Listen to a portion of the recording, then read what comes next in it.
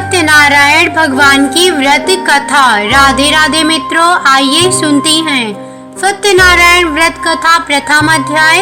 एक समय की बात है, नैमिषारण्य तीर्थ में सौनिकाद 88,000 ऋषियों ने श्री सूत जी से पूछा, हे प्रभु, इस कलयुग में वेद विद्या रहित मनुष्यों को प्रभु भक्ति किस प्रकार मिल सकती है तथा उनका उद्धार कैसे होगा।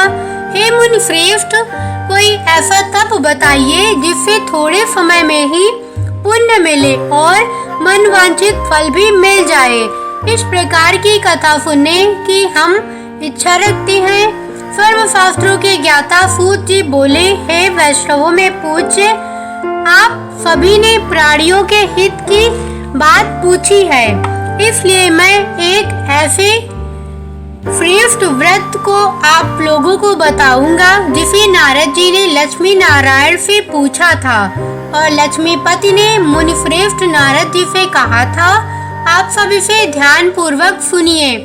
एक समय की बात है, योगीराज नारद जी दूसरों के हित की इच्छा के लिए अनेकों लोकों में घूमते हुए मृत्यु लोक में आ पहुँचे। यहाँ उन्होंने अनेक योनियों में जन्मे प्रायः सभी मनुष्यों को अपने कर्मों द्वारा अनेकों दुखों से पीड़ित देखा। उनका दुख देख नारद जी सोचने लगे कि कैसा यत्न किया जाए जिसके करने से निश्चित रूप से मानव के दुखों का अंत हो जाए। इसी विचार पर मनन करते हुए वह विष्णु लोक में गए। वहाँ वह देवों के ईश भगवान नारायण की स्तुति करने लगे, जिनके हाथों में शंख, चक्र, गदा और पद्य थे, गले में वरमाला पहने हुए थे। श्री स्तुति करते हुए नारद जी बोले, हे भगवान, आप अत्यंत शक्ति से संपन्न हैं। मन तथा वाणी भी आपको नहीं पा सकती। आपका आदि, मध्य तथा अंत नहीं है। निर्गुण स्वरूप सृष्टि के कारण भक्तों के दुख को दूर करने वाले आपको मेरा नमस्कार है। नारद जी की स्तुति सुन विष्णु भगवान बोले, हे मुनि श्रेष्ठ, आपके मन में क्या बात है? आप किस काम के लिए पधारे हैं, उसे निसंकोच कहो। इस पर नारद मुनि बोले कि मृत्यु लोक में अनेक योनियों में जन्मे मनुष्य अपने कर्मों के द्वारा अनेकों दुख से दुखी हो रहा है। हे नाथ, आप मुझ पर दया रखते हैं तो बताइए कि वो मनुष्य थोड़े प्रयास से ही अपने दुखों से कैसे छुटकारा पा सकता है। श्री हरि बोले, हे नारद, मनुष्यों की भलाई के लिए तुमने बहुत अच्छी बात पूछी है। जिसके करने से मनुष्य मोह से छूट जाता है, वह बात मैं कहता हूँ, उसे सुनो। स्वर्ग लोक व मृत्यु लोक दोनों में एक दुर्लभ उत्तम व्रत है जो पुण्य देने वाला है। आज प्रेम व होकर मैं उसे तुमसे कहता हूँ। श्री सत्यनारायण भगवान का यह व्रत अच्छी तरह विधान पूर्वक करके मनुष्य तुरंत ही यहाँ सुख भोग कर मरने पर मोक्ष पाता है। श्री हरि के वचन सुन नारद जी बोले कि उस व्रत का फल क्या है और उसका विधान क्या है। यह व्रत किसने किया था? इस व्रत को किस दिन करना चाहिए? सभी कुछ विस्तार से बताएं। नारद की बात सुनकर श्री हरि बोले, दुख व शोक को दूर करने वाला यह व्रत सभी स्थानों पर विजय दिलाने वाला है। मानव को भक्ति व श्रद्धा के साथ शाम को श्री सत्यनारायण की पूजा धर्मपरायण होकर ब्राह्मणों व बंधुओं के साथ करनी चाहिए। भक्ति भाव से ही नैवेद्य, केले का फल, घी, दूध और गेहूं का आटा फवाया ले। गेहूं के स्थान पर साठी का आटा, शक्कर तथा गुड़ लेकर वह सभी भक्षण योग्य पदार्थों को मिलाकर भगवान का भोग लगाएं। ब्राह्मणों सहित बंधु बांधवों को भी भोजन कराएं। उसके बाद स्वयं भोजन करें। भजन कीर्तन के साथ भगवान की भक्ति में लीन हो जाए। इस तरह से सत्यनारायण भगवान का यह व्रत करने पर मनुष्य की सारी इच्छाएं निश्चित रूप से पूरी होती हैं। इस कलिकाल अर्थात कलयुग में मृत्यु लोक में मोक्ष का यही एक सरल उपाय बताया गया है। इति श्री सत्यनारायण व्रत कथा का प्रथम अध्याय संपूर्ण। श्रीमन नारायण नारायण नारायण। भजमन नारायण नारायण नारायण। श्री सत्यनारायण भगवान की जय। श्री सत्यनारायण कथा द्वितीय अध्याय। सूत जी बोले, हे ऋषियों, जिसने पहले समय में इस व्रत को किया था उसका इतिहास कहता हूँ। ध्यान से सुनो। सुंदर काशीपुरी नगरी में एक अत्यंत निर्धन ब्राह्मण रहता था। भूख प्यास से परेशान वह धरती पर घूमता रहता था। ब्राह्मणों से प्रेम करने वाले भगवान ने एक दिन ब्राह्मण का वेश धारण कर उसके पास जाकर पूछा, हे विप्र, नित्य दुखी होकर तुम पृथ्वी पर क्यों घूमते हो? दीन ब्राह्मण बोला, मैं निर्धन ब्राह्मण हूँ, भिक्षा के लिए धरती पर घूमता हूँ। हे भगवान, यदि आपका इसका कोई उपाय जानते हो तो बताइए। वृद्ध ब्राह्मण कहता है कि सत्यनारायण भगवान मनोवांछित फल देने वाले हैं, इसीलिए तुम उनका पूजन करो। इसे करने से मनुष्य सभी दुखों से मुक्त हो जाता है। वृद्ध ब्राह्मण बनकर आए सत्यनारायण भगवान उस निर्धन ब्राह्मण को व्रत का सारा विधान बताकर अंतर ध्यान हो गए। ब्राह्मण मन ही मन सोचने लगा कि जिस व्रत को वृद्ध ब्राह्मण करने को कह गया है, मैं उसे जरूर करूंगा। यह निश्चय करने के बाद उसे रात में नींद नहीं आई। वह सवेरे उठकर सत्यनारायण भगवान के व्रत का निश्चय कर भिक्षा के लिए चला गया। उस दिन निर्धन ब्राह्मण को भिक्षा में बहुत धन मिला, जिससे उसने बंधु बांधवों के साथ मिलकर श्री सत्यनारायण भगवान का व्रत संपन्न किया।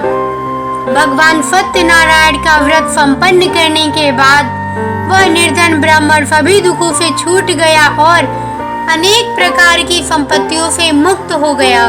उसी समय से यह ब्राह्मण हर माह इस व्रत को करने लगा। इस तरह से सत्यनारायण भगवान के व्रत को जो मनुष्य करेगा वह सभी प्रकार के पापों से छूटकर मोक्ष को प्राप्त होगा।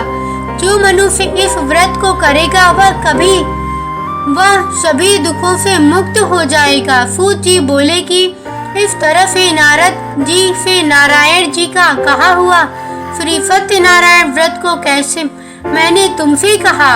हे विप्रो, मैं अब और क्या कहूँ? ऋषि बोले, हे मुनिवर, संसार में उस विप्र से सुनकर और किसने इस व्रत को किया, हम सब इस बात को सुनना चाहते हैं। इसके लिए हमारे मन में श्रद्धा का भाव है। सूत जी बोले, हे मुनियों, जिसने इस व्रत को किया है वह सब सुनो। एक समय वही विप्र धन व ऐश्वर्य के अनुसार अपने बंधु बांधवों के साथ इस व्रत को करने को तैयार हुआ। उसी समय एक लकड़ी बेचने वाला बूढ़ा आदमी आया और लकड़ियां बाहर रखकर अंदर ब्राह्मण के घर में गया। प्यास से दुखी वह लकड़हारा उनको व्रत करते देख विप्र को नमस्कार कर पूछने लगा कि आप यह क्या कर रहे हैं तथा इसे करने से क्या फल मिलेगा, कृपया मुझे भी बताइए। ब्राह्मण ने कहा कि सब मनोकामनाओं को पूरा करने वाला यह सत्यनारायण भगवान का व्रत है। इनकी कृपा से ही मेरे घर में धन धान्य आदि की वृद्धि हुई है। विप्र से सत्यनारायण व्रत के बारे में जानकर लकड़हारा बहुत प्रसन्न हुआ। चरणामृत लेकर वह प्रसाद खाने के बाद वह अपने घर गया। लकड़हारे ने अपने मन ही मन में संकल्प किया कि आज लकड़ी बेचने से जो धन मिलेगा उसी से श्री सत्यनारायण भगवान का उत्तम व्रत करूंगा। मन में इस विचार को ले बूढ़ा आदमी सिर पर लकड़ियां रख उस नगर में बेचने गया जहां धनी लोग ज्यादा रहते थे। उस नगर में उसे अपनी लकड़ियों का दाम पहले से 4 गुना अधिक मिलता है। बूढ़ा प्रसन्नता के साथ दाम लेकर केले, शक्कर, घी, दूध, दही और गेहूं का आटा ले और सत्यनारायण भगवान के व्रत की अन्य सामग्रियां लेकर अपने घर गया। वहाँ उसने अपने बंधु बांधवों को बुलाकर विधि विधान से सत्यनारायण भगवान का पूजन और व्रत किया। इस व्रत के प्रभाव से वह बूढ़ा लकड़हारा एक पुत्र आदि से युक्त होकर संसार के समस्त सुख भोगने लगा। अंतकाल में वैकुंठ धाम चला गया। इति श्री सत्यनारायण व्रत कथा का 2वां अध्याय समाप्त। श्रीमन नारायण नारायण नारायण, भजमन नारायण नारायण नारायण। श्री सत्यनारायण भगवान की जय। श्री सत्यनारायण कथा तृतीय अध्याय। सूत जी बोले, हे श्रेष्ठ मुनियों, अब आगे की कथा कहता हूँ। पहले समय में उल्कामुख नाम का एक बुद्धिमान राजा था। वह सत्यवक्ता और जितेंद्रिय था। प्रतिदिन देव स्थानों पर जाता और निर्धनों को धन देकर उनके कष्ट दूर करता था। उसकी पत्नी कमल के समान मुख वाली तथा सती साध्वी थी। भद्रशिला नदी के तट पर उन दोनों ने श्री सत्यनारायण भगवान का व्रत किया। उसी समय साधु नाम का एक वैश्य आया। उसके पास व्यापार करने के लिए बहुत सा धन भी था। राजा को व्रत करते हुए देखकर वह विनय के साथ पूछने लगा, हे राजन, भक्ति भाव से पूर्ण होकर आप यह क्या कर रहे हैं? मैं सुनने की इच्छा रखता हूँ, तो आप मुझे बताएं। राजा बोला, हे साधु, अपने बंधु बांधवों के साथ पुत्र आदि की प्राप्ति के लिए एक महाशक्तिमान श्री सत्यनारायण भगवान का व्रत व पूजन कर रहा हूँ। राजा के वचन सुन साधु आदर से बोला, हे राजन, मुझे इस व्रत का सारा विधान कहिए। आपके कथानुसार मैं भी इस व्रत को करूँगा। मेरी भी संतान नहीं है और इस व्रत को करने से निश्चित रूप से मुझे संतान की प्राप्ति होगी। राजा ने व्रत का सारा विधान सुन व्यापार से निवृत्त हो वह अपने घर गया। साधु वैश्य ने अपनी पत्नी को संतान देने वाली इस व्रत का वर्णन कर सुनाया और कहा कि जब मेरी संतान होगी तब मैं इस व्रत को करूँगा। साधु ने इस तरह के वचन अपनी पत्नी लीलावती से कहे। एक दिन लीलावती पति के साथ आनंदित हो सांसारिक धर्म में प्रवृत्त होकर नारायण भगवान की कृपा से गर्भवती हो गई। 10वें महीने में उसके गर्भ से एक सुंदर कन्या ने जन्म लिया। दिनों दिन वह ऐसे बढ़ने लगी जैसे कि शुक्ल पक्ष का चंद्रमा बढ़ता है। माता पिता ने अपनी कन्या का नाम कलावती रखा। एक दिन कल लीलावती ने मीठे शब्दों में अपने पति को याद दिलाया कि आपने सत्यनारायण भगवान के जिस व्रत को करने का संकल्प लिया था उसे करने का समय आ गया है। आप इस व्रत को करिए। साधु बोला कि हे विप्र, इस व्रत को मैं उसके विवाह पर करूँगा। इस प्रकार अपनी पत्नी को आश्वासन देकर वह नगर को चला गया। कलावती पिता के घर में रह दिनों दिन बड़ी होने लगी। साधु ने एक बार नगर में अपनी कन्या को सखियों के साथ देखा तो तुरंत ही दूत को बुलाया और कहा कि मेरी कन्या के लिए योग्य वर देख कर आओ। साधु की बात सुनकर दूत कंचन नगर में पहुंचा और वहां देखभाल कर लड़की के सुयोग्य वाणिक पुत्र को ले आया। सुयोग्य लड़के को देख साधु ने बंधु बांधवों को बुलाकर अपनी पुत्री का विवाह कर दिया। लेकिन दुर्भाग्य की बात ये है कि साधु ने भी अपने श्री सत्यनारायण भगवान का व्रत नहीं किया। इस पर श्री भगवान क्रोधित हो गए और श्राप दिया कि साधु को अत्यधिक दुख मिले। अपने कार्य में कुशल साधु बनिया जमाई को लेकर समुद्र के पास स्थित होकर रत्नासारपुर नगर में बस गया। वहां जाकर दामाद ससुर दोनों मिलकर चंद्रकेतु राजा के नगर में व्यापार करने लगे।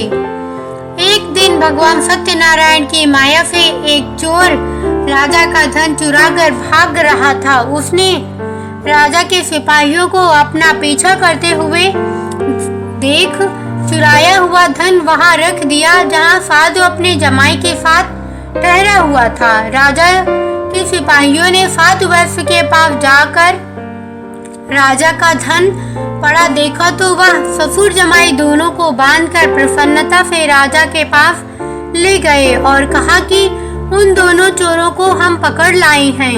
आप आगे की कार्रवाई की आज्ञा दें। राजा की आज्ञा से उन दोनों को कठिन कारावास में डाल दिया गया और उनका सारा धन भी उनसे छीन लिया गया। श्री सत्यनारायण भगवान के श्राप से साधु की पत्नी भी बहुत दुखी हुई। घर में जो धन रखा था उसे चोर चुरा ले गए। शारीरिक तथा मानसिक पीड़ा व भूख प्यास से अति दुखी हो। अन्न की चिंता में कलावती एक ब्राह्मण के घर गई।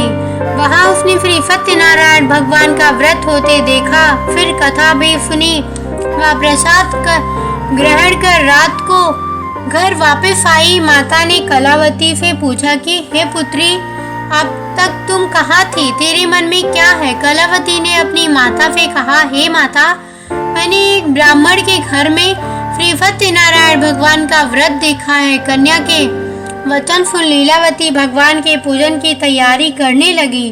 लीलावती ने परिवार व बंधुओं सहित श्री सत्यनारायण भगवान का पूजन किया और उनसे वर मांगा कि मेरा पति तथा जमाई शीघ्र घर आ जाए। साथ ही यह भी प्रार्थना की कि सबका अपराध क्षमा हो जाए। श्री सत्यनारायण भगवान इस व्रत से संतुष्ट हो गए और राजा चंद्रकेतु को सपने में दर्शन देकर कहा, हे राजन, तुम उन दोनों वैश्यों को छोड़ दो और तुमने उनका जो धन लिया है उसे वापस कर दो। अगर तुमने ऐसा नहीं किया तो मैं तुम्हारा धन, राज्य व संतान सभी को नष्ट कर दूंगा। राजा को यह सब कहकर भगवान अंतर ध्यान हो गए। प्रातःकाल सभा में राजा ने अपना सुनाया, फिर बोले कि वाणिक पुत्रों को कैद और मुक्त कर सभा में लाओ। दोनों ने आते ही राजा को प्रणाम किया। राजा मीठी वाणी में बोला, हे महान भवो, भाग्यवश ऐसा कठिन दुख तुम्हें प्राप्त हुआ है, लेकिन अब तुम्हें कोई भय नहीं है। ऐसा कहकर राजा ने उन दोनों को नए वस्त्र आभूषण भी पहनाए और जितना धन उनका लिया था उसने दुगुना धन वापस कर दिया। दोनों वैश्य अपने घर को चले गए। इति श्री सत्यनारायण भगवान व्रत कथा समाप्त। श्रीमन नारायण नारायण नारायण, भजमन नारायण नारायण नारायण। श्री सत्यनारायण भगवान की जय। श्री सत्यनारायण कथा चतुर्थ अध्याय। सूत जी बोले, वैश्य ने मंगलवार कर अपनी यात्रा आरंभ की और अपने नगर की ओर चल दिए। उनके थोड़ी दूर जाने पर एक दंडी वेशधारी श्री सत्यनारायण ने उनसे पूछा, हे साधु, तेरी नाव में क्या है? अभिवाड़ी बड़ी खमता हुआ बोला, हे दंडी, आप क्यों पूछते हो? क्या धन लेने की इच्छा है? मेरी नाव में तो बैल व पत्ते भरे हुए हैं।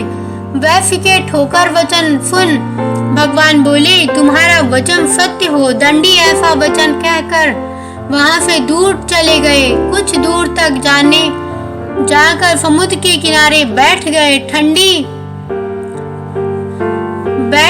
दंडी के जाने के बाद साधु वैश्य ने नित्य क्रिया के पश्चात नाव में ऊंची उठते देखकर अचंभा माना और नाव में बेल पत्ते आदि देखकर वह मूर्छित हो गए और जमीन पर गिर पड़े। मूर्छा खुलने पर वह अत्यंत शोक में डूब गया तथा उसका दामाद बोला कि आप शोक न मनाएं, यह दंडी का श्राप है, इसलिए हमें उनकी चरण में जाना चाहिए, तभी हमारी मनोकामना पूरी होगी। दामाद की बात सुनकर वह दंडी के पास पहुंचा और अत्यंत भक्ति भाव से नमस्कार करके बोला, मैंने आपसे जो असत्य वचन कहे थे उनके लिए मुझे क्षमा दे। ऐसा कहकर महान शोकातुर हो रोने लगा। तब दंडी भगवान बोले कि हे वणिक पुत्र, मेरी आज्ञा से बार बार तुम्हें दुख प्राप्त हो रहे हैं। तू मेरी पूजा से विमुख हुआ। साधु बोला, हे भगवान, आपकी माया से ब्रह्मा आदि देवता भी आपके रूप को नहीं जानते, तब मैं अज्ञानी कैसे जान सकता हूँ? आप प्रसन्न होइए, अब मैं सामर्थ्य के अनुसार आपकी पूजा करूँगा। मेरी रक्षा करो और पहले के समान नौका में धन भर दें।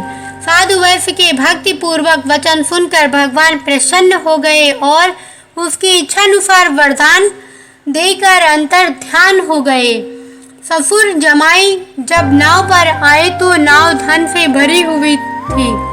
फिर वही अपने अन्य साथियों के साथ नारायण भगवान का पूजन कर अपने नगर को चल दिए। जब नगर के नजदीक पहुंचे तो दूत को घर पर खबर करने के लिए भेज दिया। दूत साधु की पत्नी को प्रणाम कर सकता है कि मालिक अपने दामाद सहित नगर के निकट आ गए हैं। दूत की बात सुन साधु की पत्नी लीलावती ने बड़े हर्ष के साथ सत्यनारायण भगवान का पूजन कर अपनी पुत्री कलावती से कहा कि मैं अपने पति के दर्शन को जाती हूँ, तू कार्य पूर्ण कर शीघ्र आना। माता के ऐसे वचन सुन कलावती जल्दी में प्रसाद छोड़कर अपने पति के पास चली गई।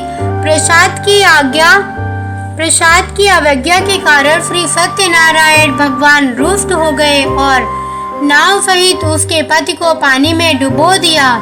कलावती अपने पति को वहां न पाकर रोती हुई जमीन पर गिर पड़ी। नौका को डूबता हुआ देख वह कन्या को रोता देख साधु दुखी होकर बोला कि हे प्रभु, मुझ में तथा मेरे परिवार से जो भूल हुई है उसे क्षमा करें। साधु के दीन वचन सुनकर श्री सत्यनारायण भगवान प्रसन्न हो गए और आकाशवाणी हुई, हे साधु, तेरी कन्या मेरे प्रसाद को छोड़कर आई है, इसलिए उसका पति अदृश्य हो गया। यह वह घर जाकर प्रसाद खाकर लौटती है तो इसे इसका पति अवश्य मिलेगा। ऐसी आकाशवाणी सुन कलावती घर पहुंचकर प्रसाद ग्रहण करती है और फिर जाकर अपने पति के दर्शन करती है। उसके बाद साधु समस्त बंधु बांधवों सहित श्री सत्यनारायण भगवान का विधि विधान से पूजन करता है तथा इस लोक में सुख भोगवा अंत में स्वर्ग को जाता है। इति श्री सत्यनारायण व्रत कथा चतुर्थ अध्याय संपूर्ण। श्रीमन्नारायण नारायण नारायण भजमन नारायण नारायण नारायण। श्री सत्यनारायण कथा पंचम अध्याय। सूत जी बोले, हे ऋषियों, मैं और भी एक कथा सुनाता हूँ, उसे भी ध्यान पूर्वक सुनो। प्रजा पालन में लीन तुंग ध्वज नाम का एक राजा था। उसने भी भगवान का प्रसाद त्याग कर बहुत ही दुख सहन किए। एक बार वन में जाकर वन्य पशुओं को मारकर वह बड़ के पेड़ के नीचे आया। वहीं उसने ग्वालों को भक्ति भाव से अपने बंधुओं सहित श्री सत्यनारायण भगवान का पूजा करते देखा। अभी मानवश राजा ने उन्हें देखकर भी पूजा स्थान में नहीं गया और ना ही उसने भगवान को नमस्कार किया। ग्वालों ने राजा को प्रसाद दिया, लेकिन उसने वह प्रसाद नहीं खाया और प्रसाद को वहीं छोड़ वह अपने नगर को चला गया। जब वह नगर में पहुंचा तो वहां सब कुछ तहस नहस हुआ पाया तो वह शीघ्र ही समझ गया कि यह सब भगवान ने ही किया है। वह दोबारा ग्वालों के पास पहुंचा और विधि पूर्वक पूजा करके प्रसाद खाया तो श्री सत्यनारायण भगवान की कृपा से सब कुछ पहले जैसा हो गया। दीर्घ काल तक सुख भोगने के बाद मरणोपरांत उसे स्वर्ग लोक की प्राप्ति हुई। जो मनुष्य परम दुर्लभ इस व्रत को करेगा तो भगवान सत्यनारायण की अनुकंपा से उसे धन धान्य की प्राप्ति होगी।